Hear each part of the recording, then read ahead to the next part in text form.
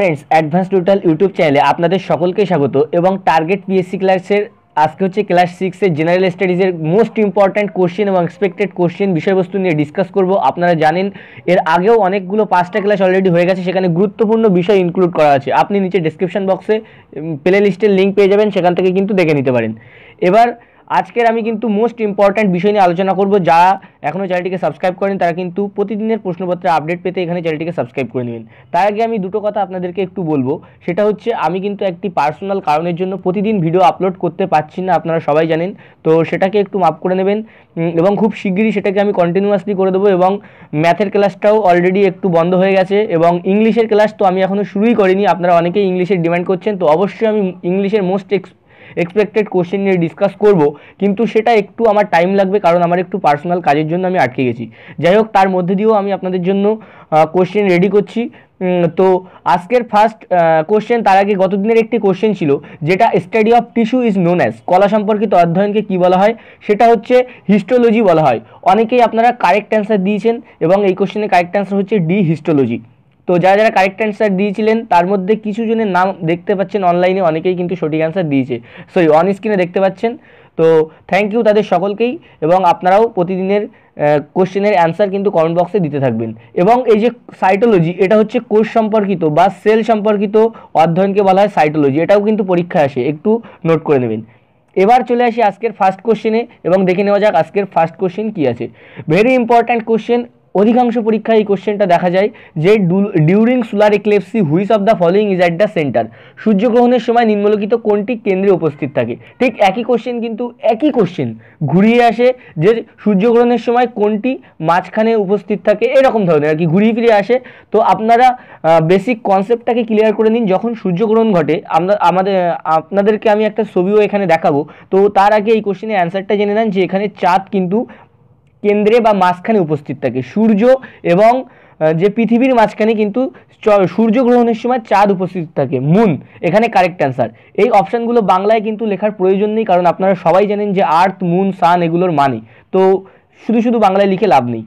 এবার দেখুন most important picture, এটা কিন্তু আপনাদেরকে ক্লিয়ার করে দেবে যে সূর্যগ্রহণের সময় বা চন্দ্রগ্রহণের সময় কে মাঝে থাকে। তো এখানে দেখুন প্রথমে এখানে সূর্য আছে, এরপরে দেখুন এখানে হচ্ছে পৃথিবী, এবং যখন এখানে সোলার ইক্লিপসি বা সূর্যগ্রহণ ঘটে তখন দেখুন সূর্য আর পৃথিবীর মাঝখানে চাঁদ চলে এসেছে। তাহলে যখন সূর্য আর পৃথিবীর মাঝখানে চাঁদ চলে আসে তখন সেটা সূর্যগ্রহণ, এবং চন্দ্রগ্রহণ কি সেটাও আমি দেখাবো, চিন্তার কোনো কারণ নেই। নেক্সট কোশ্চেন হচ্ছে in which continent great dividing range is located, great dividing range কোন মহাদ্বীপে অবস্থিত।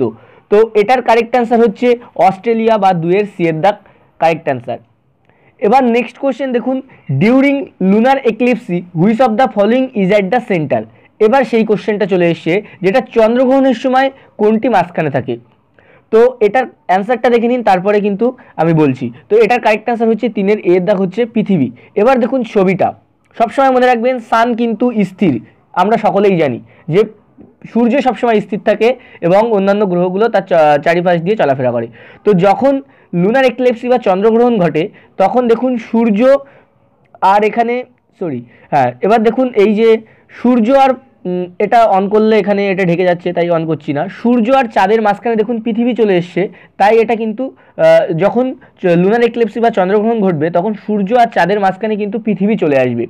তাহলে চাঁদ কিন্তু সবসময় স্থির থাকবে, এই যে পৃথিবী আর চন্দ্রের মধ্যে কিন্তু একটা ঘোরাফেরা সূর্যগ্রহণ আর চন্দ্রগ্রহণের মধ্যে ঘুরবে। আপনারা এটা শর্টকাটের মধ্যে মাথায় ঢুকিয়ে নিতে পারেন, তাহলে কিন্তু আপনাদের এইটা কিন্তু মোস্ট ইম্পর্টেন্ট কোশ্চেন, বেশিরভাগ পরীক্ষায় কিন্তু আসে। নেক্সট হচ্ছে which among the following imaginary line lies at 0 degree latitude, বা 0 ডিগ্রি অক্ষাংশের উপর কোন রেখাটি অবস্থিত করে, কোন কাল্পনিক রেখা, সেটা হচ্ছে ভূমধ্য রেখা বা ইকুয়েটার। আর এগুলো হচ্ছে 23.5 ডিগ্রি, এটা হচ্ছে কর্কটক্রান্তি রেখা হচ্ছে 23.5 ডিগ্রি নর্থ, এবং মকরক্রান্তি রেখা হচ্ছে 23.5 ডিগ্রি সাউথ, এইভাবে আপনারা মনে রাখবেন। তো নেক্সট কোশ্চেন হচ্ছে what is the difference between Indian standard time যেটাকে আইএসটি বলা হয় এবং গ্রিনউইচ মিন টাইম যেটাকে জিএমটি বলা হয়।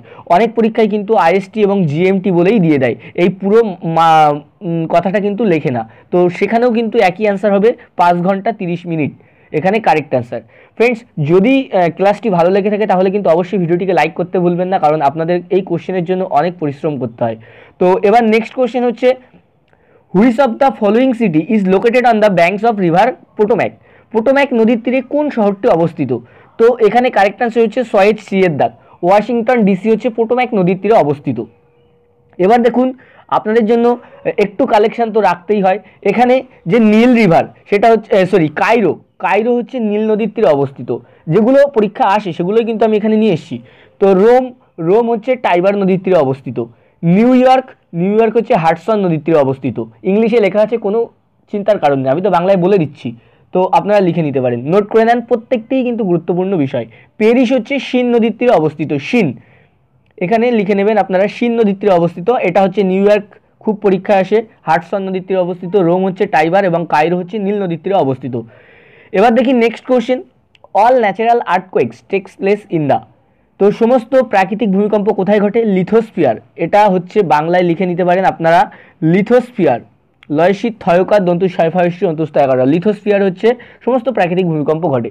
এবার দেখুন আমি একটা বিষয় আপনাদেরকে বলি, এই যে বায়ুমণ্ডলে 5টা স্তর আছে, ট্রোপোস্ফিয়ার, স্ট্র্যাটোস্ফিয়ার, মেসোস্ফিয়ার, এইগুলো সম্পর্কে একটা ভিডিও কিন্তু আমি আলাদা করে তৈরি করে দেবো। এবং আপনাদের কাছে আরেকটা কথা বলার আছে, সেটা হচ্ছে যদি কেউ কোনো পার্টিকুলার বিষয়ের উপরে ভিডিও চান, যে এই টপিকটা বুঝতে পারছেন না, তাহলে নিচে কমেন্ট বক্সে কমেন্ট করবেন, সেই টপিকের উপরে, পার্টিকুলার টপিকের উপরে আমি কিন্তু একটি ভিডিও বানিয়ে দেবো, তো এটা আপনারা করতে পারেন। নেক্সট হচ্ছে to an astronaut in the space the sky will appear to be, অন্তরিক্ষে একটি যাত্রী আকাশকে কীরকম দেখবে? না বেলক, ডি এর দাগ হচ্ছে কারেক্ট অ্যান্সার।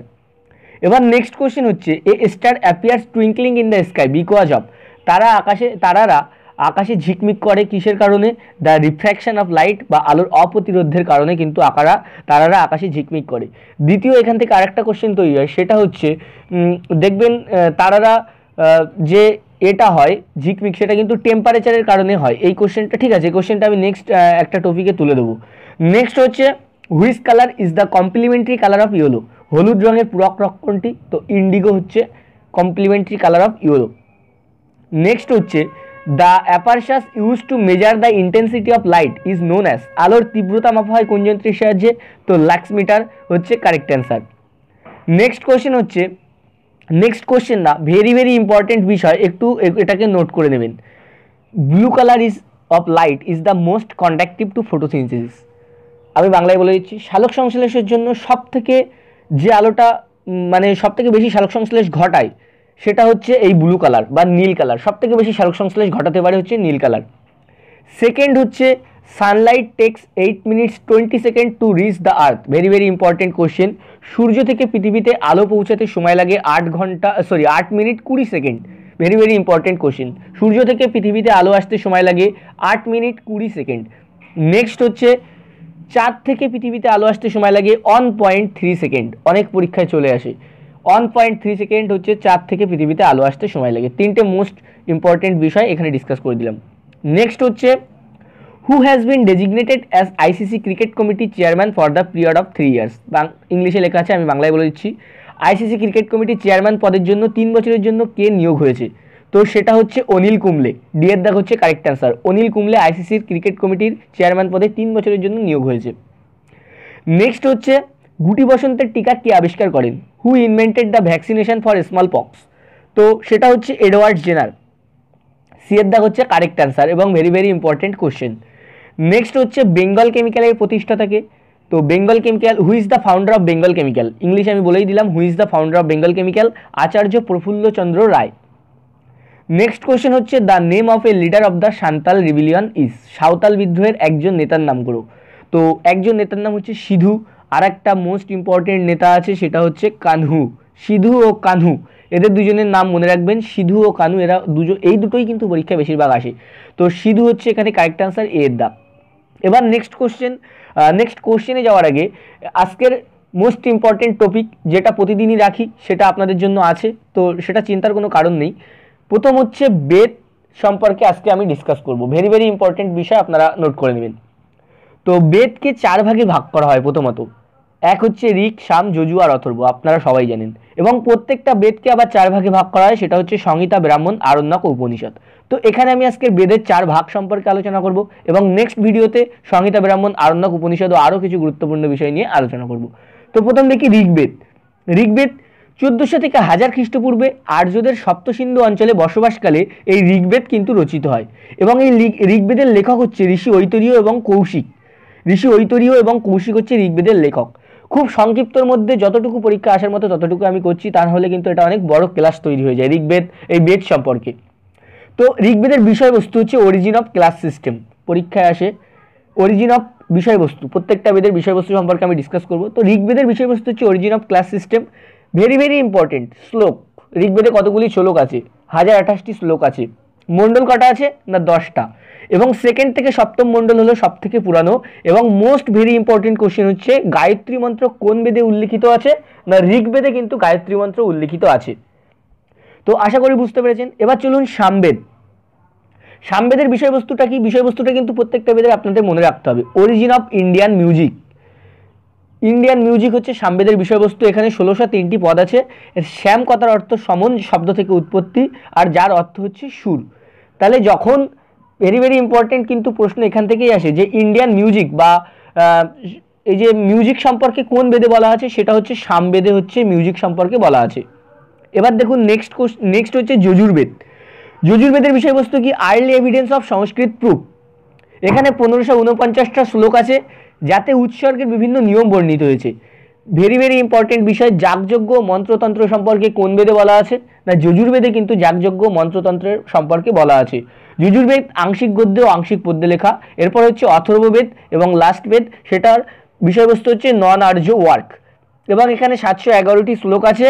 আর এখানে জাদুবিদ্যার কথা বলা হয়েছে। ভেরি ভেরি ইম্পর্টেন্ট, জাদুবিদ্যার কথা কোন বেদে উল্লিখিত আছে? না অথর্ববেদে হচ্ছে জাদুবিদ্যার কথা উল্লিখিত আছে। তো এখানে 4টে বেদ সম্পর্কে ডিসকাস করলাম। এবার চলুন নেক্সট কোশ্চেনটা দেখে নেওয়া যাক। Which of the following is used as a logo of the world wide fund for nature? World wide ফান্ডের লোগো কি আছে?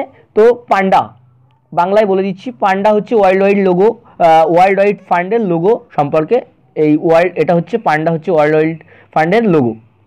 তো এবার নেক্সট হচ্ছে দ্য লার্জেস্ট বোন in the human body is, মানুষ শরীরের সব থেকে বড় হাড় কোনটি? আপনাদেরকে রিকোয়েস্ট রাখলো এই কোশ্চেনের কারেক্ট অ্যান্সার নিচের কমেন্ট বক্সে কমেন্ট করার জন্য। এবং পরবর্তী ভিডিও যত সম্ভব আমি খুব তাড়াতাড়ি আনার চেষ্টা করব।